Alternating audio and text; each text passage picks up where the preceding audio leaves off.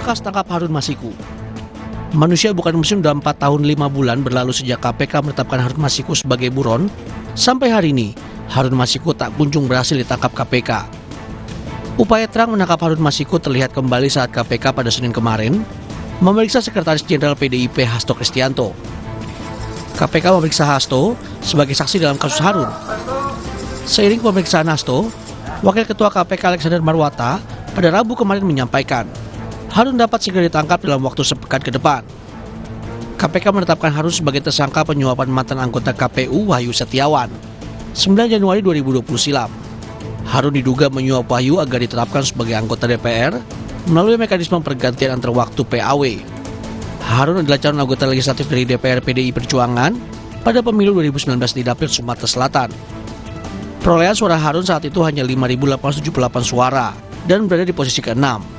Dia kalah telak dari Nazarudin Kemas, caleg PDIP peraih suara terbanyak di dapil tersebut, dengan angka 145.752 suara sah.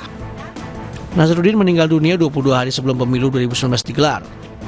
Sesuai Undang-Undang Pemilu, peraih suara terbanyak kedua berhak menggantikan Nazarudin sebagai anggota DPR terpilih.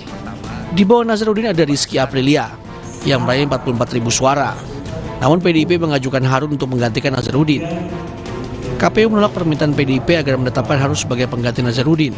PDIP berkukuh dengan mendasarkan putusan Mahkamah Agung bahwa partai adalah penentu dari suara dan PAW. Saat proses komunikasi antara PDIP dan KPU itulah, Harun diduga menyuap Wahyu untuk memuluskan penetapannya sebagai anggota DPR. KPK menangkap Wahyu pada 8 Juni 2020. Sehari kemudian, penyidik KPK bergerak menggeledah kantor DPP PDI Perjuangan. Penggeledahan KPK di sana ditolak dengan alasan penyidik tak mempunyai bukti kuat.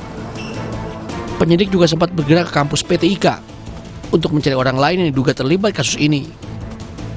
Namun sampainya di PT IKA, penyidik KPK justru dicegah dan ditanya identitasnya hingga dites urin. Sejak ditetapkan sebagai tersangka, keberadaan Harun Masiku masih misterius.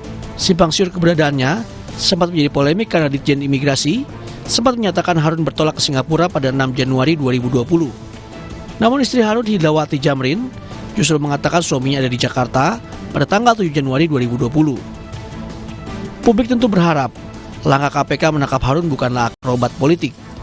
Apalagi respon atas sikap PDIP dan Hasto yang tengah berseberangan dengan Presiden Joko Widodo seusai pemilu 2024. KPK harus menjelaskan kenapa baru sekarang memeriksa Hasto untuk kasus Harun. KPK jangan sampai menjadi hukum sebagai senjata politik. Maka dari itu, segera tangkap Harun dan usut tuntas siapa saja pihak yang terlibat dalam kasusnya.